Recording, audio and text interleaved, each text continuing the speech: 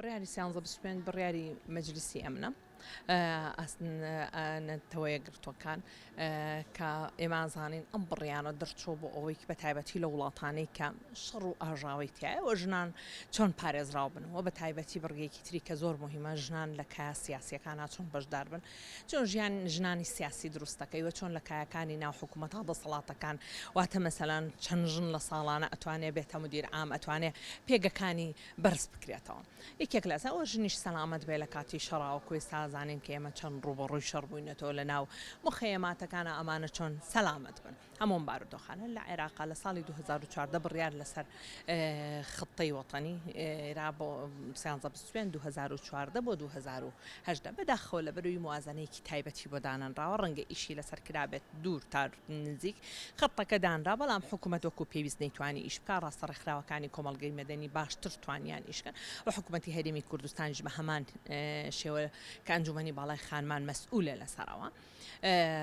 بەشداری کرد لەگەڵیانەوەتەوە بۆ هەرێمی کوردستانیش جێبەجێکرا لە چەند وەزارەتێکی تایبەتە 8 وەزارە بوو کە یەکێک لە وەزارەتە تایبەتەکان کە ئێمە زۆر گرنگیمان پێ وەزارەتی ناوخۆ بوو کە لە هەموو ئەم وەزارەتانە یەکەیەکیان کردوم یەکانە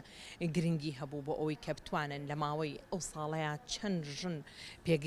پێگەکەی بەرز بۆتەوە و هەروە تەوعیەکردنی ژنان و پیاوان لە ناو ئەو جێگایانەیە بۆ ئەوەی باس لە یەکسانی جەندەری بکرێ ئایا چۆن ئەتوانین ئێمە یەکسانی جێبەجێ بکەین کە ئێمە زانین ژن لە وڵاتەیە دەڕەجەتووە و یاساکان پاڵپشتمانین و هەروە بابەتێکی تریش ئەساسیە کە پەرلەمان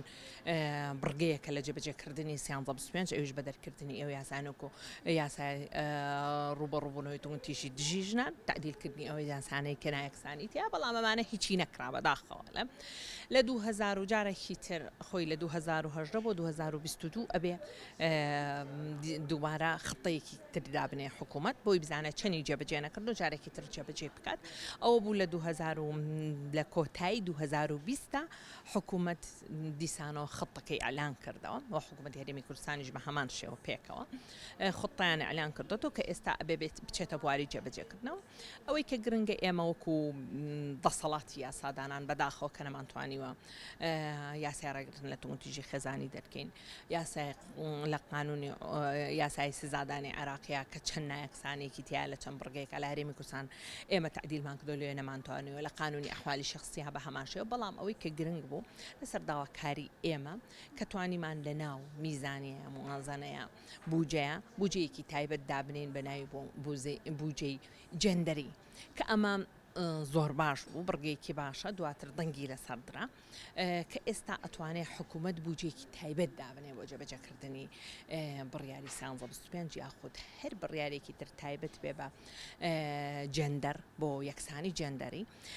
ئێستا ئەوە هەیە و دواتریش هەندێک لە ڕێکخراوەکان بە دەستخۆشیەوە کە توانیان بەجددی ئیش بکەن لەسەر جێبەجێکردنی ئەم